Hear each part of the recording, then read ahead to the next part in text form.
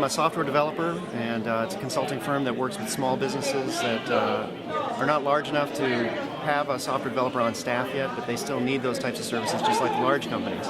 And so we do work for them. It could be anything as small as an Excel spreadsheet that needs to be automated, or it could be something as full-blown as a development of an enterprise system that they need to run their business. I'd say the biggest obstacle has always been, and it continues to be, getting new clients. And I think that with entrepreneurs in an industry like mine, where you're a service business and you're an expert in a particular type of, say, a technical expertise or something like that, you tend to focus on what your skills are. You tend to focus on, how do I program computers better? How do I learn this new language? How do I learn this new skill that I need? And that doesn't do you any good. What does you good is if you can actually get out and go to mixers and meet people and meet the owners of companies and meet the people who could potentially buy your service or use your service. So you can be the greatest programmer on the planet. It's not going to do you any good unless you actually meet the people who can actually hire you and bring your money, bring your business some money.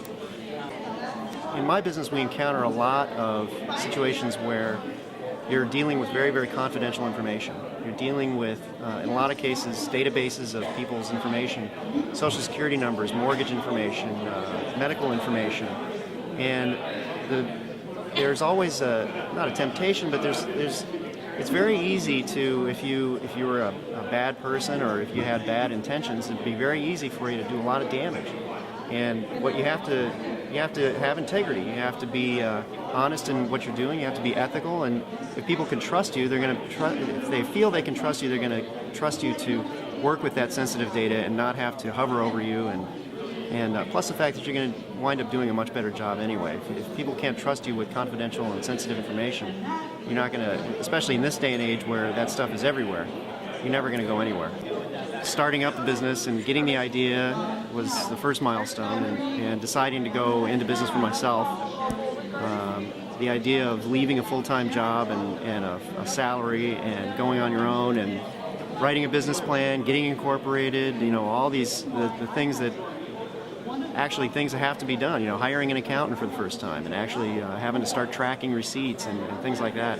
Those are the first milestones that come to mind. And then, of course, there's when you get your first client and your first project, your first couple of projects, those are huge milestones because they sort of validate why you got into the business in the first place and that you're actually doing the right thing. And, as even now, new clients are the biggest milestone for me because it means that I have an opportunity to get into a company and a business, maybe an industry that I haven't been in before, learn something new, and provide my services to new clients.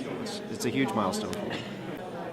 In my type of industry, in any kind of service type of industry where you have an expertise in a particular area, it's important to remember that you need to keep things simple and be able to communicate what you do to people. Like I said, you can be the greatest programmer in the world, but if you can't communicate what you do and why it's helpful for people and why they should hire you, you're going to get nowhere in business. And I think that's probably true of any industry.